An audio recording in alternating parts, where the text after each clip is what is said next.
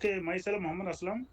This is the first page showing the crystal and incident beam of X-rays and diffracted along 2 theta direction. मैं थोड़ा रोकूंगा आपसे। जी sir. क्योंकि हम सब हिंदी भाषी हैं, तो आप हिंदी में भी बोले तो ज़्यादा हमें समझ में आएगा। हाँ नहीं सर, और वो कोई दिक्कत नहीं है सर। दूसरी चीज़ इंग्लिश में बोले मतलब थोड़ा ठीक रहता है। बाकी हाँ, दूसरी ट्राइंग टू चीज़ ये सर। था कि ये स्क्रीन थोड़ी बड़ी नहीं हो सकती है क्या? सर मतलब फुल स्क्रीन पे नहीं आ रहा है ये, ऐसा क्यों? या हाँ सर, मेरा फुल कोई स्क्रीन सेटिंग है? पर इस तरीके से आता है, रोटेट होके आता है सर। ना ना ना ना ना, वो आपको तो फुल स्क्रीन दिख रहा है, लेकिन मुझे फुल स्क्रीन नहीं दिख रहा। उसका क्या रीज़न है? मुझे सिलेक्ट करना तो पड़ेगा। शायद नहीं आया सर ये। हम्म, आप घुमाइए नहीं, आप ठीक था पहले।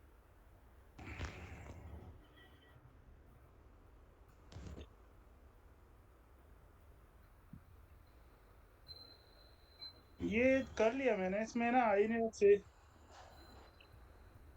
ये टैबलेट में कर रहा हूँ, उसमें नेटवर्क प्रॉब्लम है इसलिए यहाँ पर 4G में।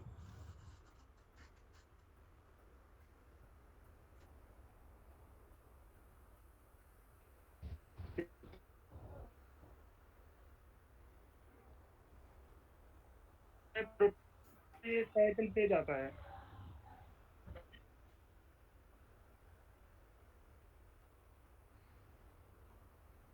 हाँ, रोटेट पे जो ये पेज टाइटल आ रहा है इसमें।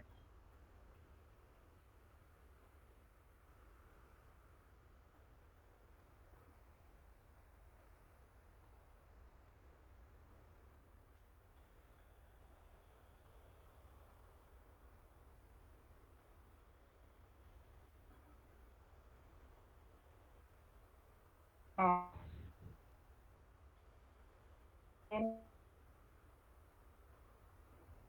नीचे होगा ही नहीं, यहीं रह रहा है, फिक्स है ये। कोई बात नहीं, आप जैसा है वैसे कर लीजिए, कोई दिक्कत नहीं। शुरू कर लीजिए आप।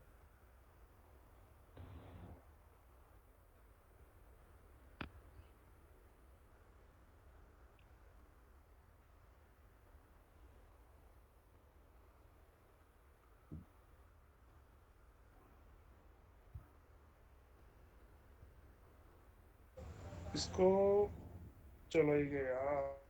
अभी आ गया ना फुल स्क्रीन? इसको सीधा करिए, हाँ अभी ठीक है। अभी आप शुरू कर लीजिए, प्रेजेंटेशन शुरू कर लीजिए क्लिक करके।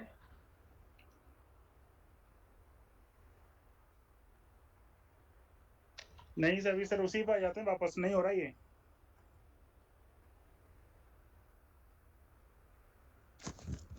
नहीं, अभी जो आप कर रहे थे ना वो वैसे करिए ना, अभी तो कर रहे थे आप।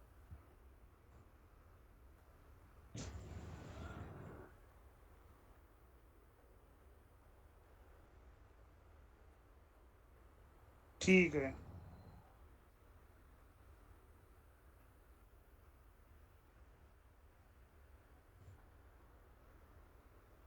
जी। इस पे चला जाता है ये तो। हाँ ये ठीक जा रहा है ना?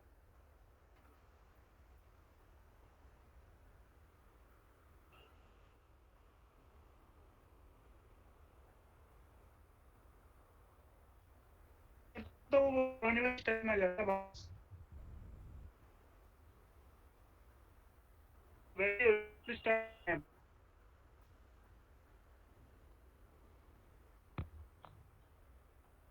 बढ़िया बढ़िया। अभी ये रिकॉर्डिंग पता एक नहीं बार क्या ऑफ आ गया करके फिर इसमें भाई। दोबारा से करिएगा, है ना? ताकि थोड़ा सा ये बीच में जो इंटरफेयर हुआ ना उसका बंद हो जाएगा।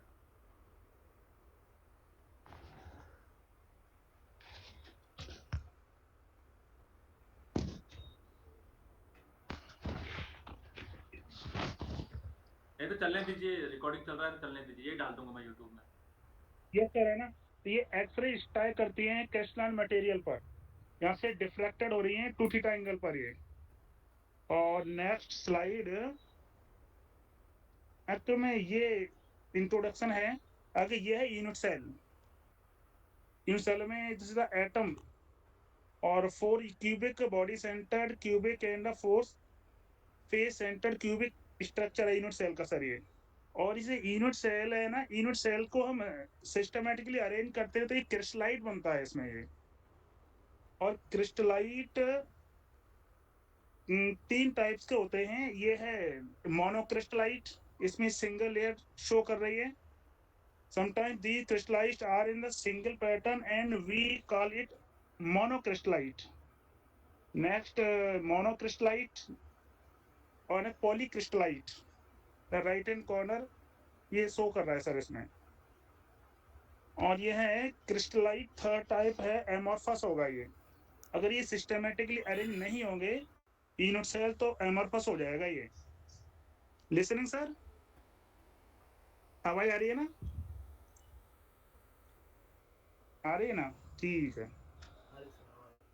और ये क्रिस्टलाइन है ना, क्रिस्टलाइन मिलकर के ग्रेन बनता है ये।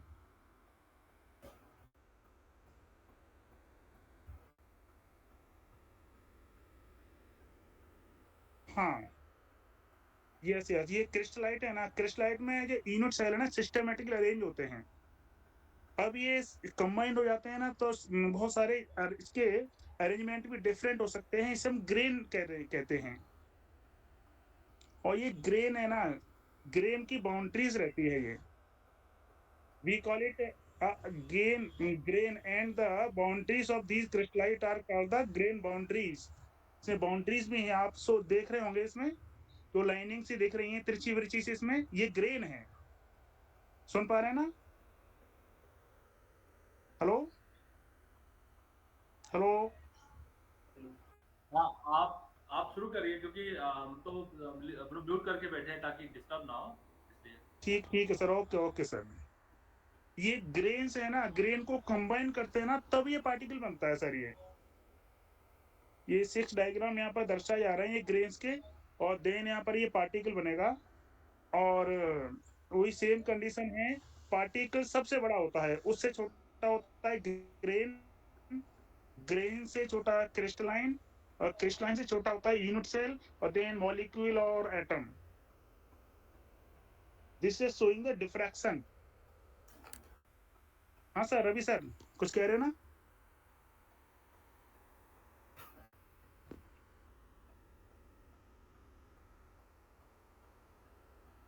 हाँ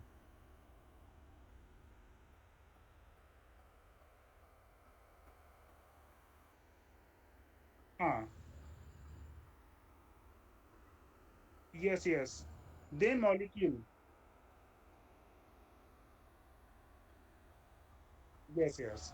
एटॉम के अरेंजमेंट को सिस्टमेटिक अरेंजमेंट यूनिट सेल कहेंगे, और यूनिट सेल के अरेंजमेंट को क्रिस्टलाइट कहेंगे अपन। और क्रिस्टलाइट सिस्टमेटिकली अरेंज होना जरूरी नहीं है इसके लिए, ये ग्रेन कहते हैं हम इसको। और ये ग्रेन मिलकर के पार्टिकल बनता है।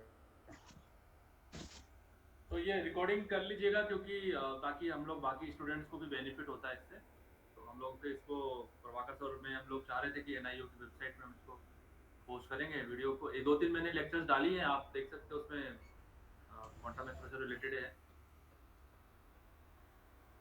तो रिकॉर्डिंग रखिएगा ताकि हम इसको अपलोड कर सके बाद में भी। एनआईओ का ही है, मैं बताऊंगा आपको आफ्टर आफ्टर दिस। हाँ yes sir, grains compounds to a particle. ठीक है ना, ये स्लाइड कंप्लीट हुई ना? नेक्स्ट स्लाइड है, इसमें एक्सरे डिफ्रैक्शन। इसमें एक्सरेज आ रहे हैं, ये एक्सरेज ये क्रिस्टल प्लेन शो कर रहे हैं इसमें। और क्रिस्टल प्लेन है ना, इसमें एटम शो कर रहे होते हैं। तो ये एक्सरेज आती है, एटम पर इंसिडेंट करती है, देन ये डिफ्रैक्ट हो रही होती है इसमें। और इसमें जो डिफ्रैक्शन एंगल होता है 2 थीटा ले रहे हैं इसमें हम। और इसको इसमें जो एन है, ऑर्डर है यहाँ पर, ये diffraction order, lambda wavelength of x-rays, x-rays की वेवलेंथ है, डी है, ये लेटेस्ट प्लेन है ना, इसकी डी स्पेसिंग है ये।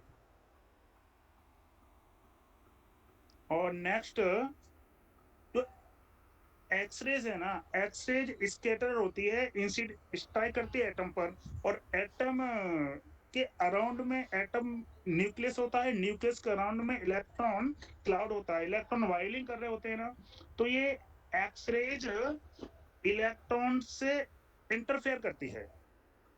जब ये इलेक्ट्रॉन से इंटरफेयर करेगी, फिर पूरे एटम में जो जितने भी इलेक्ट्रॉन है ना, सबसे इंटरफेयर करेगी यहाँ पर ये, और देन इनोट सेल, तो सभी मिलकर के जो डिफ्रैक्शन करते हैं, तो इसमें इंटरफेरेंस होता है। इंटरफेरेंस के बाद में इसमें हाई पीक इंटेंसिटी बढ़ जाती है। तो यहाँ इसमें the intensity of a diffracted beam is change by any change in atomic position. Atomic position से एटॉमिक पोजीशन के चेंज होने पर डिफ्रैक्टेड एक्सरेज की इंटेंसिटी चेंज हो जाती है। X-rays are diffracted first by a single electron, then by an atom, and finally by all the atoms in the unit cell. तो X-rays electron से diffracted होती है, और एटम बहुत सारे इलेक्ट्रॉन्स होते हैं, सभी से इंटरफेयर करती है, और एटम में जितने भी इलेक्ट्रॉन होते हैं सभी से डिफ्रैक्टेड होती है इन ऑल डायरेक्शंस। और then X-ray strike on the unit cell making with many atoms, or atoms makes with electrons surrounding nucleus, कौन सी डिफ्रैक्टर होती हैं एक्सरेज। तो यहाँ इसके आगे हमें ये स्लाइड है, नेक्स्ट वाली स्लाइड में स्कैटरिंग बाय एन इलेक्ट्रॉन, इसमें हम पूरा कह पा रहे हैं इसकी इंटेंसिटी कितनी होती है एक्सरेज की डिफ्रैक्शन के बाद में। तो x-rays are diffracted in all direction by an electron, जितने भी डायरेक्शन है ना, तो एक्सरेज स्कैटर्ड होती है इलेक्ट्रॉन से। अब इसका जो मैग्नीट्यूड होता है ना, इस मैग्नीट्यूड को कैलकुलेट कर ले होते हैं, ये फॉर्मूला है, इसको हमने आईपी से रिप्रेजेंट किया यहाँ पर ये। और the radiation will be polarized along the direction of its motion. This the formula, the intensity IP of the beam is scattered by a single electron of charge E and mass m at a distance r from the electron is। तो electron से diffracted X-rays होती है, उसकी intensity को इस फॉर्मूले से हम कैलकुलेट कर सकते हैं। यहाँ पर नीचे ये डायग्राम में दर्शाया गया है कि जैसे ही एक्सरेज इलेक्ट्रॉन पर स्ट्राइक करती है या इंटरफेयर करती है, तो इलेक्ट्रॉन वाइब्रेट करता है, और इलेक्ट्रॉन वाइब्रेट करता है तब इससे एक्सरेज डिफ्रैक्टेड होती है। यहाँ से ये एमिशन, हम कह सकते हैं एमिशन हो रही होती है x-rays, emission in all directions. ये स्कैटर्ड बीम है, इस इलेक्ट्रॉन में शो कर रही है इसमें। रवि सर सुन रहे हैं ना? हेलो, आ रही सर, आवाज आ रही है आपकी, बढ़िया कह आ रहे ना, चलिएगा। तो ये स्कैटर्ड बीम है, ये न्यूक्लियस शो कर रहा है। यहाँ से नीचे डायग्राम हमने बनाया है इसमें, तो ये एक्सरेस आकर के इलेक्ट्रॉन पर स्ट्राइक करती है, सभी डायरेक्शंस में एक्सरेस एमिट हो रही होती है यहाँ से ये। और यहाँ से ये इसका जो मैग्नीट्यूड है एक्सरेस का वो कैलकुलेट कर लेते हैं। फॉर्मूला इसमें हमने दर्शाया IP इक्वल टू ये। और next scattering by an atom, तो ये जितने भी इलेक्ट्रॉन्स हैं उस पर एक्सरे स्ट्राइक करती है, और ये स्कैटर होती है सभी इलेक्ट्रॉन से और देन एटम से। तो when an X-rays beam encounters an atom, each electron in its scatters part of the radiation coherently। तो scattering by an atom directly proportional to the, ये फॉर्मूला इसमें शो कर रहा है। और थीटा ब्रैक्स एंगल कह सकते हैं यहाँ पर, lambda wavelength of the x-rays. और यहाँ से हम कैलकुलेट कर सकते हैं atomic scattering factor. Atomic scattering factor is defined as the ratio of amplitude of the wave scattered by an atom and amplitude of the wave scattered by one electron. The scattering factor is sometimes called the form factor because it depends on the way in which the electrons are distributed around the nucleus. This is the graph. इस graph में हम देख रहे हैं ये scattering factor, और ये sine theta पर लैम्डा के लिए ग्राफ ड्रॉ किया गया। इसके बारे में भी हम जाना नहीं चाहते ज्यादा अंदर। ये नेक्स्ट हम देख रहे हैं scattering by unit cell. The resultant amplitude of all the waves scattered by all the atoms in unit cell gives the scattering factor of the unit cell. Scattering factor is defined as the ratio of amplitude of the wave scattered by all the atoms of a unit cell and amplitude of the wave scattered by one electron. तो ये intensity of डिफ्रैक्टर जो डिफ्रैक्टर X-rays है ना, इसकी जो intensity होती है ये स्ट्रक्चर फैक्टर पर डिपेंड करती है अल्टीमेटली, और the structure factor F is dependent of the shape and size of the unit cell. Most important thing here कि जो स्ट्रक्चर फैक्टर है ना, ये यूनिट सेल है ना, यूनिट सेल की शेप एंड साइज पर डिपेंड करता है. कहने का मतलब ये है जो एक्सरेज जो डिफ्रैक्टेड रहती हैं, जो हम कह सकते हैं एक्सआरडी का जो ग्राफ बनता है ना, उससे हमें ना यूनिट सेल का शेप एंड साइज कैलकुलेट कर सकते हैं.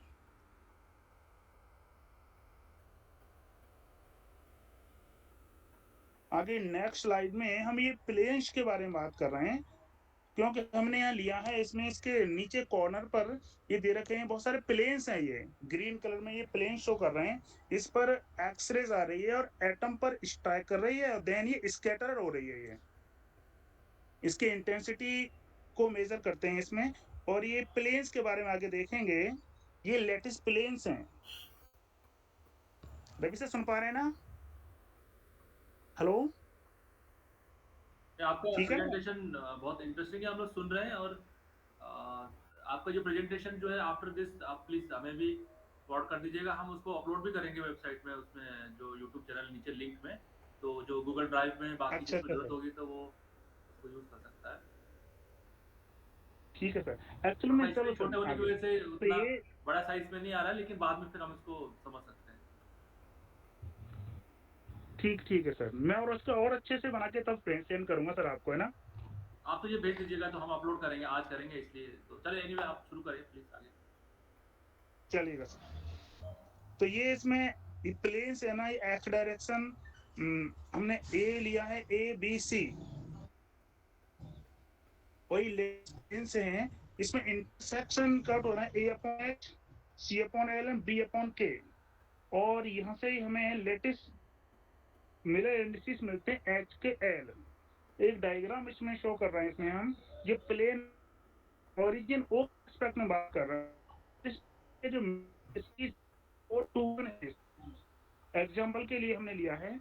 आगे भी हम कह सकते हैं इसमें जो इसमें एक्स वाई जेड डायरेक्शन में इस प्लेन के बारे में बात कर रहे हैं हम, तो ये प्लेन है 110. इसके लिए इसमें शो नहीं कर रहा है सही से इस ये फिगर में. ये और भी इसके एग्जांपल लिए हमने, मिलर प्लेन्स हैं ये 110, 11 110, 111 और 012. नेक्स्ट ये इसके और आगे हम देख रहे हैं, इसमें ये भी लेटिस प्लेन्स हैं. यहाँ पर ये इसके मिरर इंडिसेस भी यहाँ पर शो कर रहे हैं. तो एक बात और है इसमें कि जो डी स्पेसिंग है ना, जो लेटिस प्लेन्स है ना, इनके बीच की डी स्पेसिंग भी शो करी जा रही है इसमें, D200. This is the XRD. जो एक्सरे जो एक्सरेज रहती हैं, जो डिफ्रैक्टेड एक्सरेज रहती है, इसका हम ग्राफ बनाते हैं. जो इंटेंसिटी रहती है, जो यूनिट सेल हम कहते हैं क्रिस्टलाइट से या जो पार्टिकल्स है ना क्रिस्टल से जो स्कैटरिंग होती है ना एक्सरेज, तो यहाँ पर हमने इंटेंसिटी और 2θ के बीच में ग्राफ खींचा है, और इस ग्राफ से हम जो लेटिस प्लेन्स होते हैं ना, उनको भी कैलकुलेट कर लेते हैं, और इससे तमाम जानकारी मिलती है. इसमें हम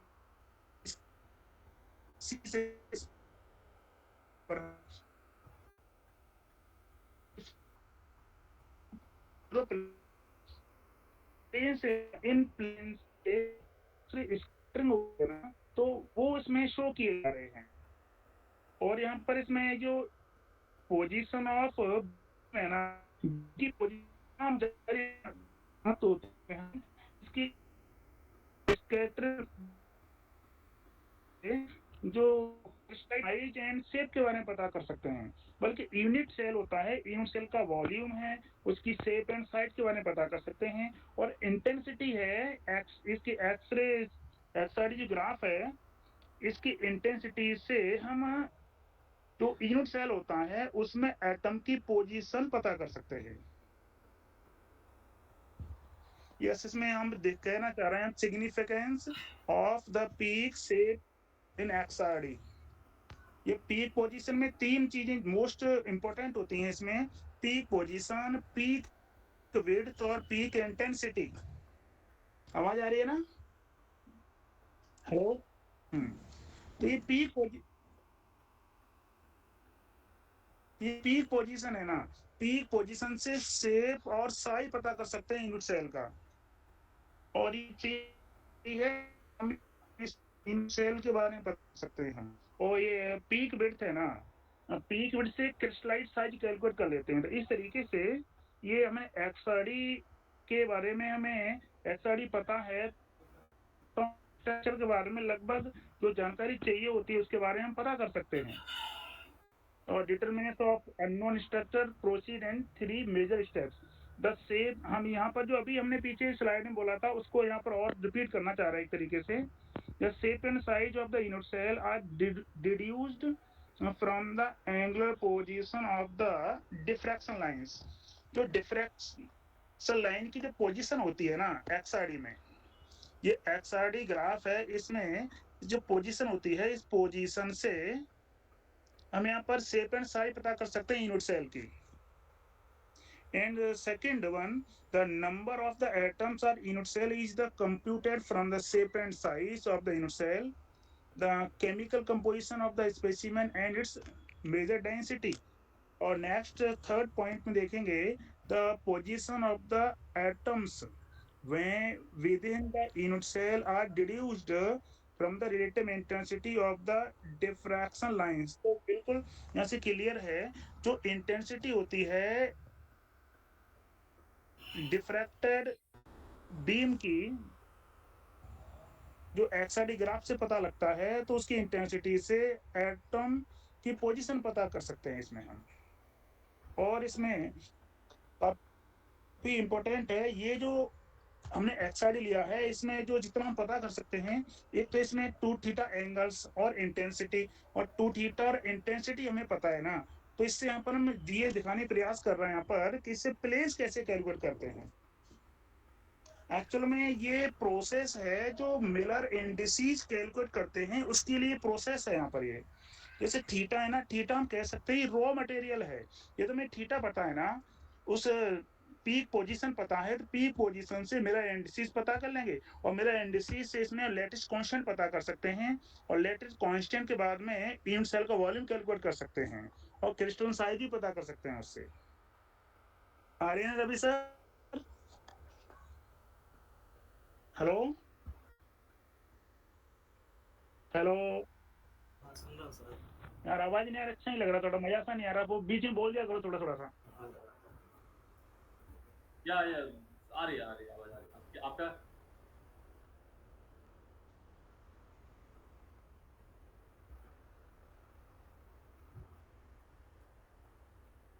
अच्छा अच्छा, ठीक है ठीक है। हाँ सुन रहे हैं। तो सर इसमें जो एक्सआरडी है ना, एक्सआरडी की पीक पोजीशन है उसमें 2 थीटा लिखा जाता है। इसमें हमने दिया है यहाँ पर लाइन 1 जो पीक पोजीशन की जो पीक पोजीशन है वो इंडिकेट किया जा रहा है थीटा, 2 थीटा में है, लेकिन उसको थीटा में कन्वर्ट करके लिखा है, उससे हम साइन थीटा कैलकुलेट कर लेते हैं। साइन थीटा से साइन स्क्वायर थीटा।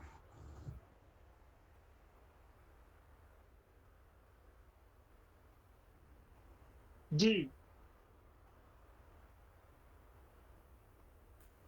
हम 2 थीटा की वैल्यू आती है ना, 2 थीटा के बाद में थीटा हाफ लिया है हमने इसमें ये।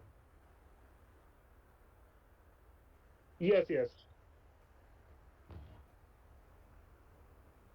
हाँ। यदि हम इसको ना, एक बात और है यहाँ पर, ये एक्सेल में कैलकुलेट करें ना, तो उसमें हम रेडियन में कन्वर्ट करते हैं, यहाँ पर डिग्री में शो कर रहे हैं यहाँ पर थीटा को हम। ठीक है, आगे बढ़िए सर, आगे बढ़िए आप। तो ये थीटा, ये कि इसका कन्वर्ट करते हैं, और ये sine square theta, sine square theta ये रॉ मटेरियल है ये प्लेन्स कैलकुलेट करने के लिए इसमें इंटीजर से डिवाइड करते हैं sin theta by 1, sin square theta by 2, और ये यहाँ पर हम शो कर रहे हैं पूरा सभी में हमने डिवाइड किया है जस्ट ये, और इसमें डिवाइड करते हैं तो जैसे हम यहाँ पर एग्जांपल ले लें, इसमें ये sin स्क्वायर थीटा बाई 3 है, इसमें जो हमने इंडिकेट किया है ये 0.0469 ये मिनिमम वैल्यू है, और ये मैच कर रही है अगली वाली रो में जो sin स्क्वायर थीटा बाई 4 है ना, इसमें मैच कर रही है। तो इस जब तक करते हैं सभी लाइंस के लिए मैचिंग क्रिएट नहीं हो जाता है ये आगे यहाँ से, और ये 9 से लेकर के हमने 20 तक लिया है, तो इससे हमने जो इंडिकेशन देख रहे थे जो मैचिंग वैल्यू है ना, यहाँ से एच के एल की वैल्यू डिटरमाइन कर सकते हैं। और जैसे हमें यहाँ कहते हैं इसमें साइन थीटा बाई अपॉन 3 है, 3 को हम H square plus K square plus L square में लिख सकते हैं 1 square plus 1 square plus 1 square equal to 3। तो इस तरीके से यहाँ पर फर्स्ट लाइन के लिए मिलर इंडिसेस मिलता है 1 1 1। इसी तरीके से आगे भी हम कैलकुलेट कर लेते हैं इनको, और इससे हमें लेटेस्ट कांस्टेंट पता कर लेते हैं। अच्छा अभी एक बात और है यहाँ पर, ये इसके लिए जो मैचिंग वाली जो पॉइंट आ रहे हैं ना, वो सिंपल के लिए 1 2 3 4 5 6 8 9, बीसीसी के लिए 2 4 6 8 में दे रखा है, इस तरीके से आते हैं। और सिंपल क्यूबिक में सभी रिफ्लेक्शन पॉसिबल होते हैं मिलर इंडिसेस। हाँ एक 7 वाला इसमें पॉसिबल नहीं रहता है, क्योंकि इसको ना H square plus K square L square में लिख नहीं पाते हैं अपन इसको, और यहाँ से ये हमें पता होता है तो ये पता कर लेते हैं सिंपल है, सिंपल क्यूबिक है, बेस सेंटर्ड है, बॉडी सेंटर्ड या फिर फेस सेंटर्ड है। और देन यहाँ से ये फॉर्मूला है क्यूबिक क्रिस्टल के लिए, ये ब्रैग्स लॉ है, इनको कंबाइन करके यहाँ कैलकुलेट करते हैं sin स्क्वायर थीटा और lambda square upon 4a square H square plus K square plus L square. और ये एनालिटिकल मेथड से हम इसमें ये वैल्यू जो आती है ये कांस्टेंट के रूप में आती है, और देन हम यहाँ पर हमें ए की वैल्यू ये वॉल्यूम है ना इनोट सेल के वॉल्यूम, इनोट सेल के वॉल्यूम कैलकुलेट कर सकते हैं यहाँ से, और पोजीशन है number of atoms in unit cell, उसको भी इस फॉर्मूले को यूज करके हम कर सकते हैं। और सर मैं बस इतना ही कहना चाह रहा था सर, और मेरा प्रेजेंटेशन यहाँ पर जो भी था और अच्छा करने का प्रयास करेंगे आगे से। और कोई सजेशन हो तो बताइए सर। Hello hello. ठीक है सर, सजेशन हाँ सर। सर।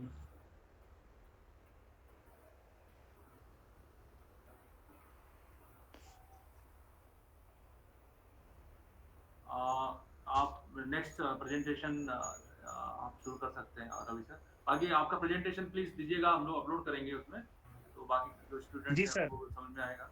थैंक यू, आपका प्रेजेंटेशन बढ़िया रहा।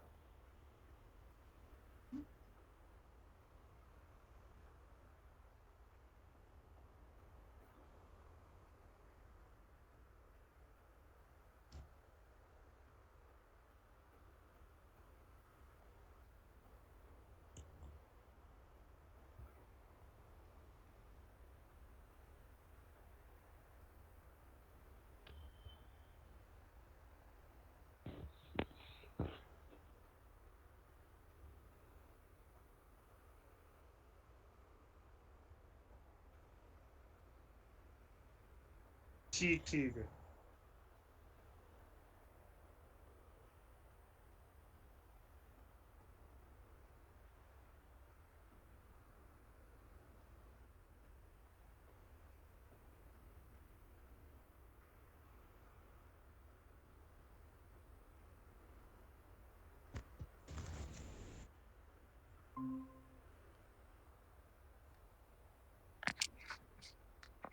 स्टॉप हुआ ना। हाँ हो।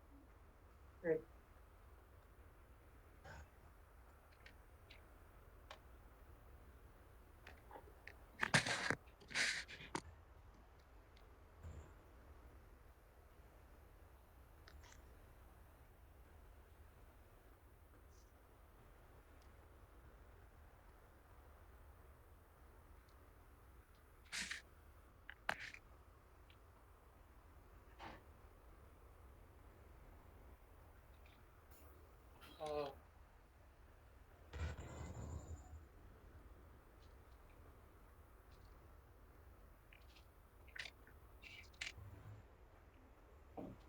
एक second.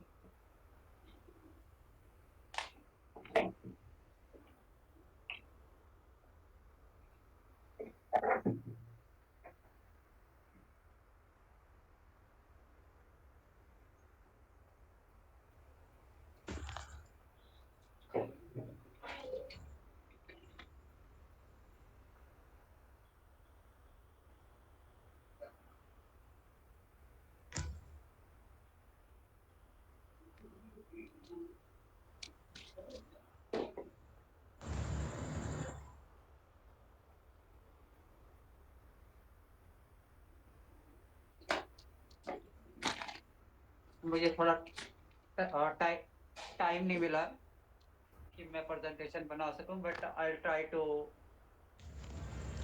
Make this time little worthy.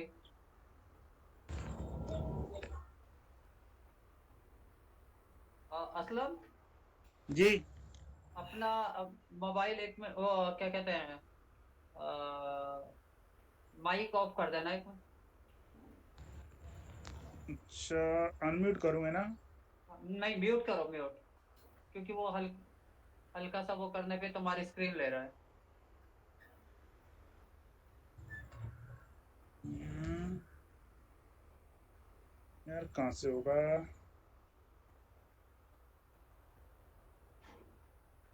नहीं हो रहा भाई।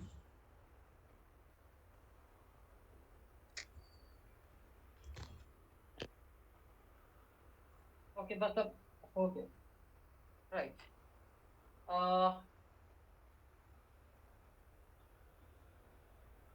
हाँ, मैं भी ऑनलाइन ही हूँ। आप तो मतलब शुरू कर लीजिए प्लीज।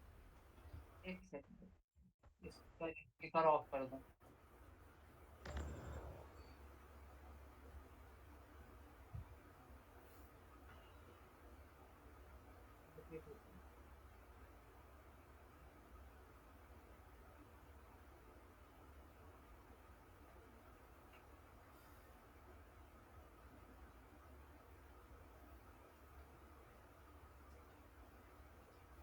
हेलो। हाँ, बोलो ना। हाँ जी, देखो, एक्स रेज हमारी ऐसे काम करती हैं जैसे एक फिंगरप्रिंट्स होते हैं। हर एलिमेंट के लिए एक्स रे जो होती है वो अलग होती है।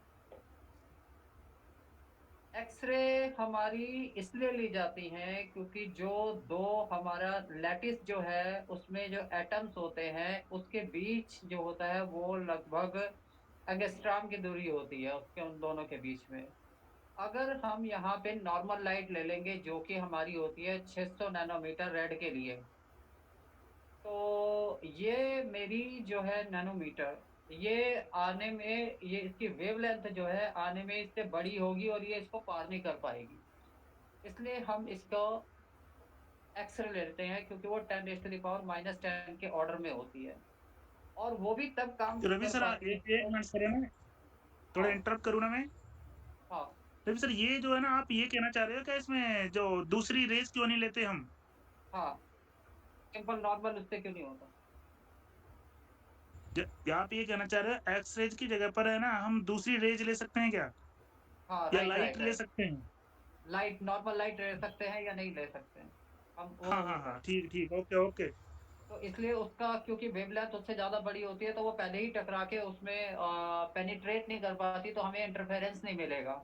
हमें सिर्फ इंटरफेरेंस मिलेगा तो ऊपर की सरफेस से मिलेगा, जो कि हमारे लिए सफिशिएंट नहीं है क्योंकि हम तो अंदर के उसकी लैटिस की उसमें जानना चाह रहे हैं कि क्या है। तो इसलिए हम वो करते हैं।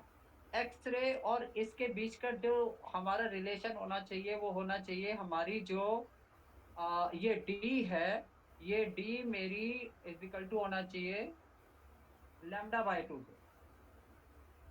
p इज ग्रेटर देन और इक्वल टू लैम्डा, λ/2।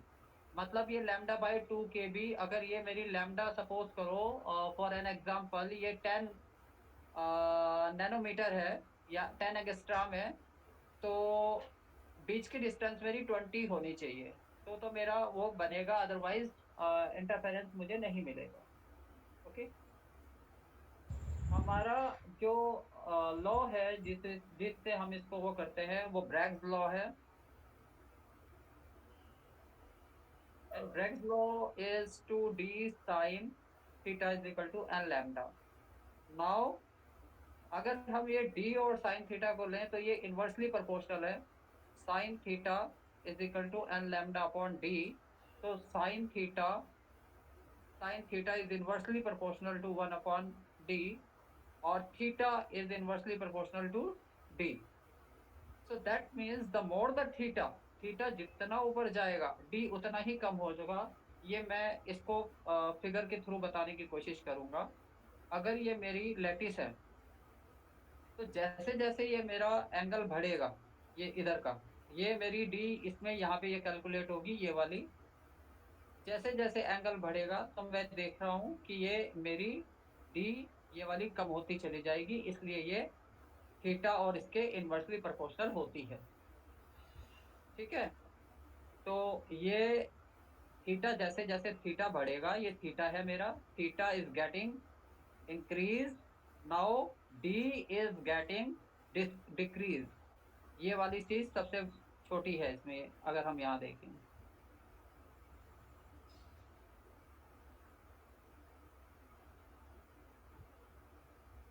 तो 90 पे मेरे को सबसे कम जो है वो 90 डिग्री पे मुझे इसके, जब मेरा एंगल 90 डिग्री का ऊपर आ जाएगी एक्सरे की रेज, तो ये d मेरा सबसे छोटा मेरे को तब देगा। d is the smallest at the time of 90 degree. इसलिए हम ये देखते हैं जब मेरी XRD आती है तो d जो है with the when the theta increases d getting decrease, इसलिए थीटा डिक्रीज होता जाता है। अब मैं आपको थोड़ा सा अपने इसमें से दिखाने की कोशिश करूंगा। जैसा कि असलम ने भी बताया, पीक्स जो होती हैं, पीक्स की width, it depends on crystallite size. अगर मेरा क्रिस्टलाइट एक यूनिफॉर्म उसमें है तो मेरे जो है XRD वो ऐसी शार्प XRD आएगी, नैरो उसकी विड्थ होएगी और बड़ी एकदम थिन XRD आएगी और लंबी हाइट होगी उसकी। बट अगर मेरे जैसे मतलब क्रिस्टलाइट, इंटरप्ट करना चाहूंगा थोड़ा सा रवि सर में, हाँ जी, हाँ जी, जब क्रिस्टल साइज ज्यादा होगा तब पीक की इंटेंसिटी हाई होगी क्या? क्रिस्टलाइट जब बड़ा होगा मेरा, मतलब एक ही अगर मेरा यूनिफॉर्मली अरेंज्ड होगा, बड़ा होगा, जी। अगर मेरा बड़ा होगा वो, तो मेरी जो है वो XRD जो आएगी वो आ, उसमें विड्थ उसकी नैरो कम आएगी, होगी। पतली आएगी। हाँ, ठीक अगर ठीक मेरे है। क्रिस्टलाइट इस तरीके से हैं जो कि यूनिफॉर्मली अरेंज नहीं है, आप लोगों को दिख रहा है ये जो मेरा, हाँ राइट, ओके, हाँ, दिख रहा है दिख रहा है। हाँ, तो जिस हिसाब से ये है, अगर ये मेरे क्रिस्टलाइट छोटे हैं लेकिन वो यूनिफॉर्मली अरेंज नहीं है, तो मेरी पिक्स में क्या होगा, वो शोल्डर पिक्स वगैरह भी आना शुरू हो जाएंगी। और अगर मेरे क्रिस्टलाइट्स बहुत छोटी शेप के हैं तो मेरी जो XRD है वो, उसमें कई सारी शोल्डर पिक्स आएंगी और वो शार्प नहीं होगी। जो मेरी पहली XRD थी, अगर मैं आपको यहाँ से दिखाऊं स्क्रीन शेयर करके, तो अभी तो थोड़ी वो है, उसमें पहले में मेरी ये वाली XRD आई थी इस तरीके से। तो उसमें यानी कि मेरे जो क्रिस्टलाइट बने थे वो कुछ इस तरीके के बने होंगे। That's why my XRD was looking like this. तो यहाँ पे उसमें वो ये क्रिस्टलाइट के साइज का इस तरीके से इस पे इफेक्ट पड़ता है।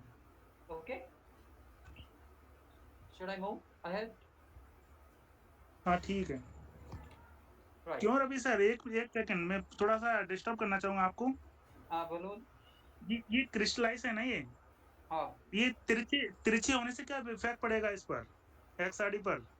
देखिए, क्रिस्टलाइट तिरछे हैं भले ही मान लिया, लेकिन हाँ। हमारे जो एक्सरे आ रही हैं वो क्रिस्टलाइट के अंदर जो एटम्स हैं हाँ। उससे, उसमें जो इलेक्ट्रॉन्स है उनसे इंटरेक्ट करके, और जैसा कि आपने बताया था बाद में वो दोबारा से उसको जो है वो बाहर छोड़ता डिस्ट्रक्टेड है। होती हैं।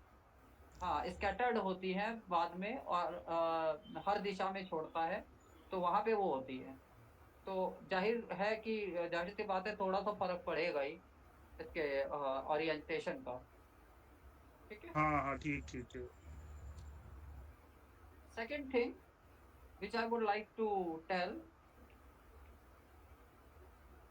here, I want to show the effect of the strain, यानी कि हम प्रेशर लगा रहे हैं इसको, uh, उसका क्या इफेक्ट पड़ता है एक्सआरडी पीक पे। अगर हमारा नॉर्मल है, अगर हम किसी चीज को स्टैंडर्ड समझ रहे हैं किसी चीज को, और उस पे हम कह रहे हैं कि नो स्ट्रेन है या उतनी स्ट्रेन है जितनी होनी चाहिए, तो उसकी पीक मेरी अगर स्टैंडर्ड की इस तरीके से आई, और जब मैंने उसको कंप्रेसिव कर दिया यानी कि मैंने उसको पुश कर दिया इनवर्ड, तो एटम इस बार मेरे क्या हुए, कॉम्पैक्ट हो गए, जो क्रिस्टलाइट हुए, जो क्या हुआ वो कॉम्पैक्ट हो गए, आपस में एक दूसरे के पास पास आ गए। इस कंडीशन में जो मेरा एक्सरे की पीक है वो मेरी राइट हैंड साइड यानी कि 2 थीटा, ग्रेटर 2 थीटा की तरफ शिफ्ट हो जाएगी। अगर मैंने उस पे टेंसाइल स्ट्रेंथ लगाई है, स्ट्रेन लगाया है, यानी कि मैं उसको क्रिस्टलाइट को खींच रहा हूँ अपार्ट, दोनों को दूर दूर खींच रहा हूँ, किसी चीज को किसी मेरी क्रिस्टल को, क्रिस्टलाइट को मैं दूर दूर खींच रहा हूँ। उस कंडीशन में मेरे जो एक्सआरडी है वो शिफ्ट होएगी लेफ्ट हैंड साइड यानी कि मिनी स्मॉल थीटा की तरफ वो शिफ्ट होएगी। अगर मेरी क्रिस्टलाइट नॉन यूनिफॉर्म स्ट्रेन आई जिसमें वो ऊपर नीचे उसकी शेप हो गई, तो मेरी पीक जो है वो कहीं सारी एक ही जगह बार बार कहीं सारी पीक बनेगी, और वो थोड़ा सा डिस्टर्बिंग वो रहेगी उसका पैटर्न। जो यूनिफॉर्म पीक आती है या जो एक शार्प पीक आती है, वो शार्प पीक नहीं आ पाएगी, वो इस तरीके से मेरी पीक हो जाएगी, ब्रॉड आएगी। ब्रॉड आएगी, राइट, एग्जैक्टली। ठीक है। एक्सआरडी से मुझे क्या क्या बेनिफिट है, क्या क्या मैं एक्सआरडी से मैं ले सकता हूँ। सो एक्सआरडी से मैं FWHM ले सकता हूँ। FWHM is full width half maxima, यानी कि जब मेरी एक पीक आती है तो इट इज लाइक वो ऐसी आई। फुल विड्थ FWHM का क्या मतलब है कि इसकी हाइट के आधे में इसकी विड्थ कितनी है वो लेनी है मुझे। इससे मुझे आ, ये शेरर फार्मूला पे मुझे यूज होती है to find out the volume of the unit cell. तो नो रवि उसमें सर, नो, सॉरी। हाँ, ये शेरर फार्मूला दूसरे उसके लिए यूज होता है, राइट। इससे हाँ, राइट। क्रिस्टलाइट साइज कैलकुलेट करते हैं इससे अपन। हाँ हाँ हाँ, crystallite size, right, okay, got it. हाँ। यस। सेकंड थिंग इज, मैं इससे और क्या ले सकता हूँ एक्सआरडी से, peak intensity can be found, peak width and D value, ये मैं सब एक्सआरडी से मैं इसकी नॉलेज ले सकता हूँ, right. This is what I want to tell you today.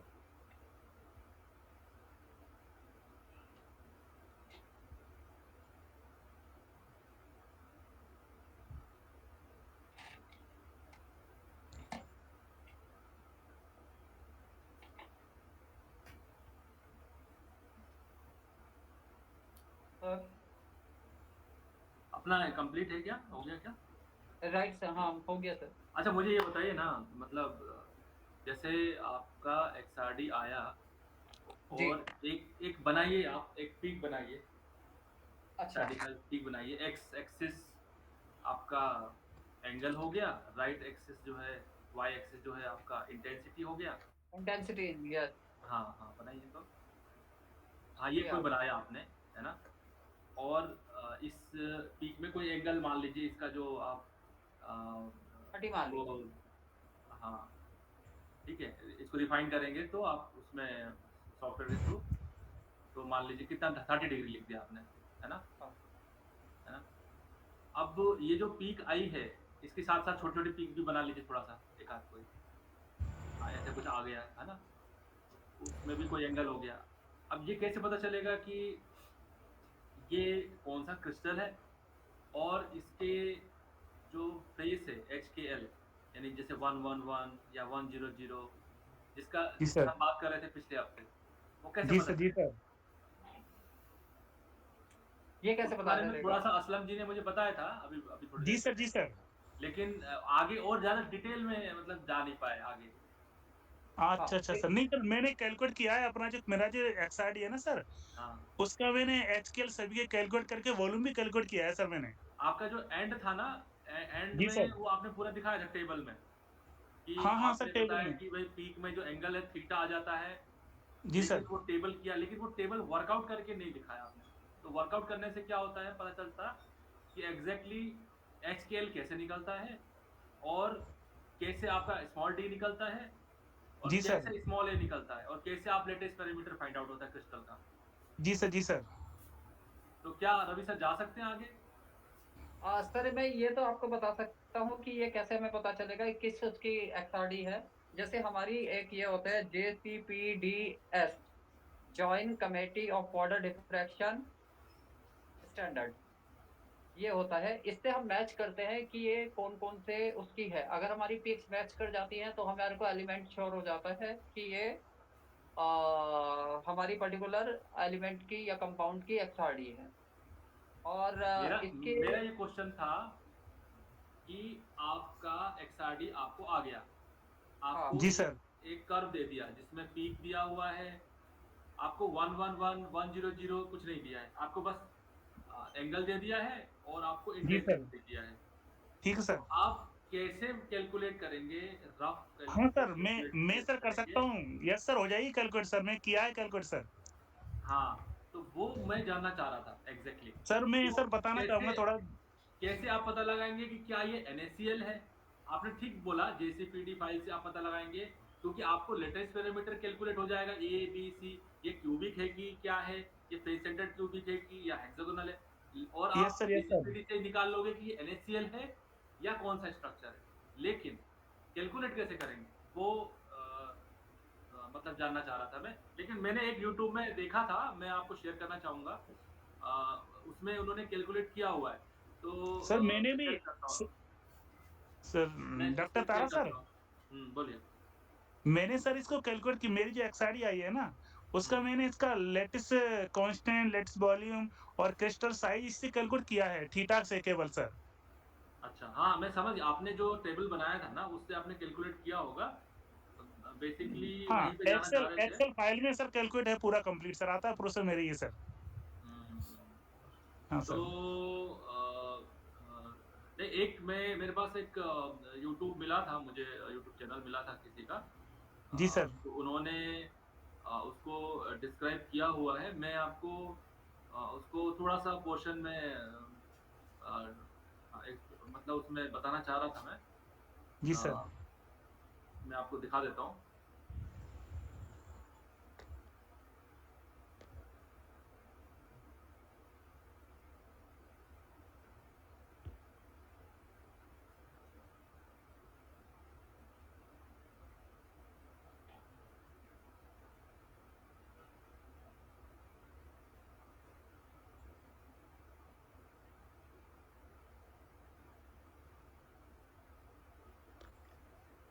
Ravi sir आप है ना, स्क्रीन शेयर है ना स्टॉप कर दो, तारा सर दिखाएँगे तो। नहीं ठीक है मैं दिखाता हूँ बाकी फिर बाकी जो है आप अच्छा, ठीक है, सही कह रहे हो।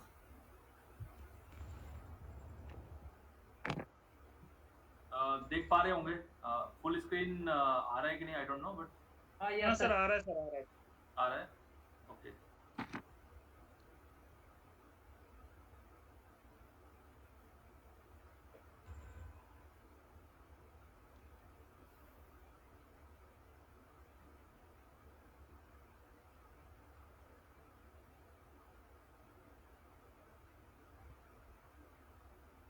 फुल स्क्रीन आ रहा है, दिख रहा है आपको? हाँ, यस सर। हाँ सर, दिख रहा है, क्लियर दिख रहा है सर। ओके।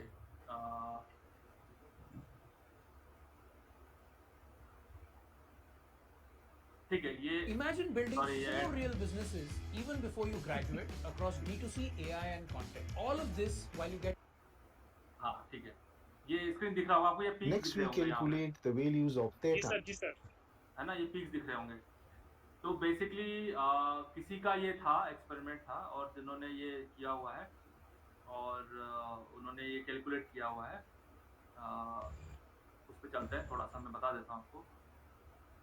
इसकी फिजिक्स पे नहीं जाएंगे हम, बस जैसे ये पीक आ गया, जी इंटेंसिटी सर। वर्सेस ये, और उसके बाद ये एंगल निकल गया इनका, है ना?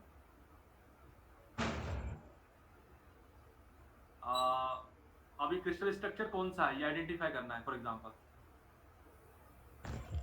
ये एंगल आपको मिल जाएगा, XRD में निकल जी जाता सर। है। एक एक्सेल शीट लेते हैं नॉर्मली इस तरह से, और उसमें जो ब्रेक्स लॉ है उसके जो फॉर्मूलेशन है उसको इम्प्लीमेंट करते हैं कि यहाँ 2 थीटा यहाँ हमने लिया, यहाँ हमने लैम्डा लिया, जो फ्रीक्वेंसी सॉरी जो वेवलेंथ जो एक्सरे की है, जो भी एक्सरे है कॉपर के साथ है या जो भी यूज़ कर रहे हैं XRD में।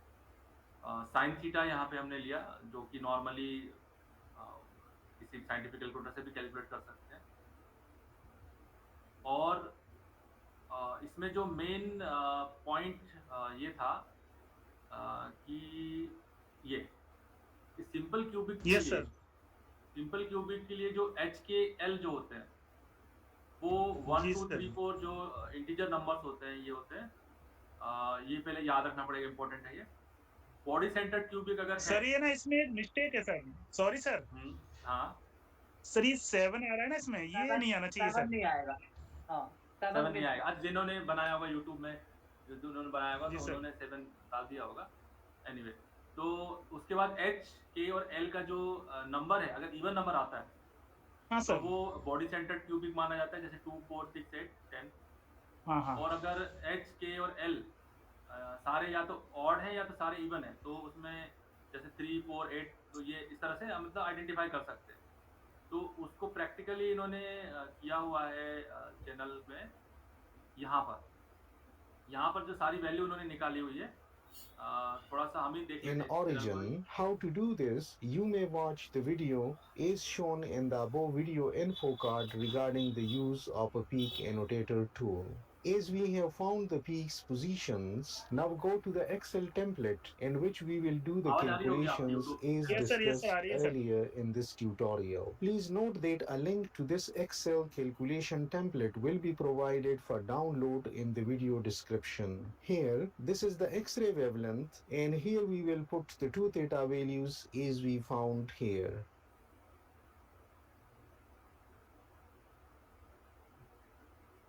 तो उन्होंने जितने भी जो 2 थीटा एंगल थे ना, उनको लिखते गए लाइन से, जो आ रहे हैं आपके। Next, sir. we calculate the values of theta and और sin theta that is theta. Divided by 2 आ गया, और उसका साइन निकाल लेंगे तो वो साइंटिफिक कैलकुलेटर से भी निकल सकता है। हाँ सर, इसी से मैंने किए हैं सर। हाँ, नॉर्मली जो रेडियन में जो निकलता है। जी सर, जी सर। आप वही बात कर रहे Then थे। we move here, and now we will put different sets of integers and we'll check which of the set is giving the constant value for sine square theta ये or main s. factor है, ये Let's main first चीज है। try the set of integers for the simple cubic structure. ये हम gas करते हैं actually कि हम HKL क्या रखें। तो नॉर्मली हम 1 2 3 4 नॉर्मली सारे रख के देख लेते हैं। पहले हम सोचते Thus, हैं the कि ये values बिल्कुल of होगा, sine square उसके बाद theta निकलते हैं। comes जी out सर। is this, तो उसका ये हो गया sin square theta which divided are by h equal to निकलता this है, column, in और which ये for निकलता है simple value. comparison, we have rounded them off.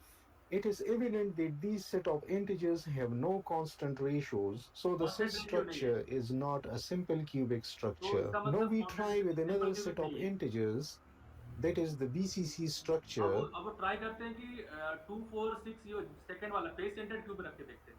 तब देखते हैं कि वो जो जी सर। रेशियो आ And रहा है now lambda here we square see divided that 4 the a square, ratio वो is एक रेशियो में आ गया। constant. Hence we conclude that the structure is a BCC structure. Once the हाँ। structure is confirmed, we can now label the peaks with the Miller indices. To get 2 here, the possibility for HKL is 1 1 0. तो वो possibility निकालते हैं कि जैसे ये confirm हो गया कि h square plus k square plus l square जो है वो फेस सेंटर्ड जी। क्यूबिक वाले स्ट्रक्चर लगते हैं।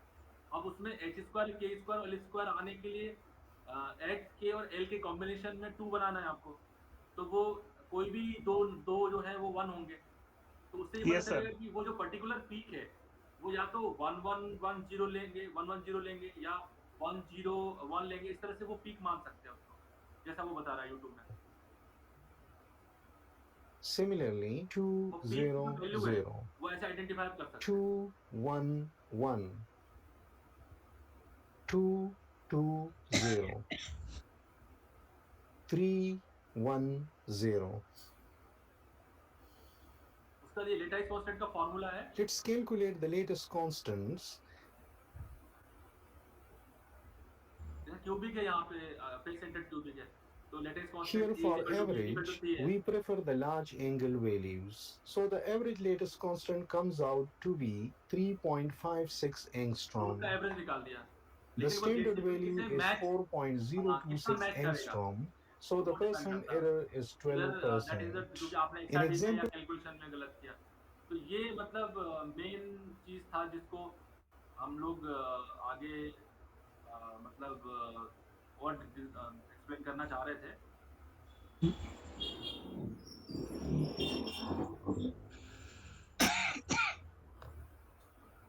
तो उसमें क्या है, नॉर्मली हमें मेन ये था कि किस तरह से हम किसी क्रिस्टल का latest parameter ABC find out करेंगे, वो मेन थीम दिमाग में सेट हो जाएगी। हाँ, ये इस तरीके से हम करते हैं ये, क्योंकि JCPD फाइल के साथ साथ जो XRD करने वाले जो लेबोरेटरी है, तो वो भी ये पूरा चीज़ करके देती है कैलकुलेशन, क्योंकि नॉर्मल सॉफ्टवेयर से होता है सारा फॉर्मुलेशन है।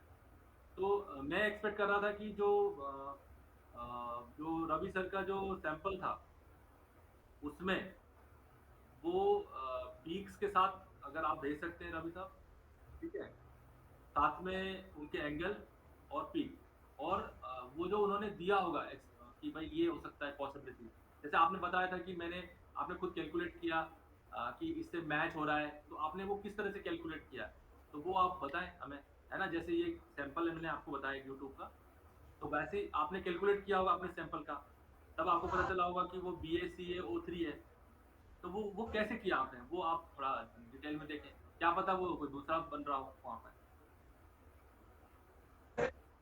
है ना। प्रभाकर सर कुछ आपकी तरफ से? कुछ भी नहीं सर, आज तो थोड़ा सा नो मोर क्वेश्चन, आज को नो मोर क्वेश्चन सर। तो फिर कंक्लूड करें फिर आज का। हाँ सर, हाँ सर।